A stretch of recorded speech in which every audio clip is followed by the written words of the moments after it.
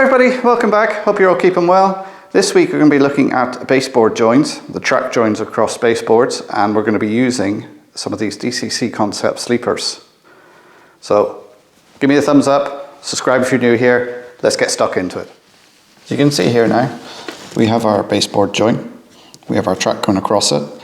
I've removed the sleepers, and I have some of these DCC concept sleepers, and you can see they've got two tabs on them. So you can solder a rail on each tab.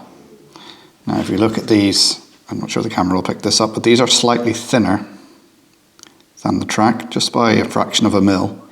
So if they go under there, they're going to move around, they're not going to be very secure. So what I do is I get some thin plastic, and then I use that as shims to make it a snugger fit. So you position the sleeper where you want it, so it's not across the join, and you can use something like a screwdriver or something just to help move the shims around so everything's where you want it. And then you got the tabs sitting either side. Let me just move the camera over there. As you can see now, you've got the tabs either side of the rail. So now we just need to solder that into position. A little bit of flux. So I'm going to solder this side of the rail here. Because if you solder the inside, there's a danger that you'll have a build-up of solder and that will cause derailments. Because obviously the flanges run on the inside of the rails, not on the outside. So you can see here, I'm just going to put the soldering iron on, hold the solder against it, and with the flux it should help it flow.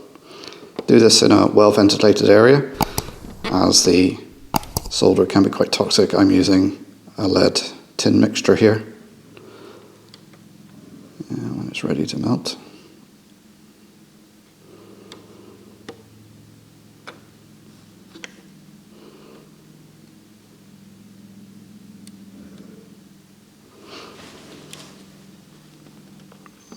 there it goes. And here we can see we've got a little tab of solder on there, and that's holding that in place now. So I'm going to carry on and I'm going to do the rest of these over these joins, and then I'll show you how I actually secure everything in place. That's the soldering complete. It's not the prettiest job. Just remember to clean off the joints afterwards so you don't get any of that green appearing on there. You can see there I've drilled a hole in each sleeper and I've just put a normal track pin in to hold it in place. Now to make it extra secure, I'm just going to take some plain old Yoo-hoo glue, just cheap and cheerful, and just put it around the sleepers, just to secure everything in place. Now be careful now you don't let it run down between the joints, between the boards, because then you'll have a bother trying to take your boards apart. So what you can do is once you have the boards apart, is then you can glue the other side of it. So just liberally put that glue on.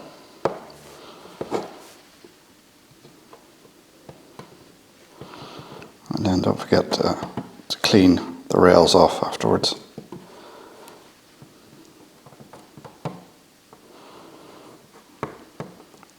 And these gaps you have here as well, you can get some sleepers and just fill them in.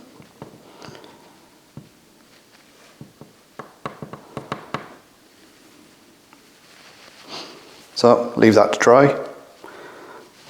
Once it's done, then I can cut the rails and pull the baseboards apart and then rejoin them, make sure everything works and lines up. So I'll leave that to dry, and then we'll come back and we'll have a look at it later to cut the rails. But what we'll look at now is some alternative methods to using these sleepers. A couple of other methods of doing the track at baseboard joints is to get something like this. This is a copper covered circuit board. You'd cut it into the shape you need, solder your rails onto it.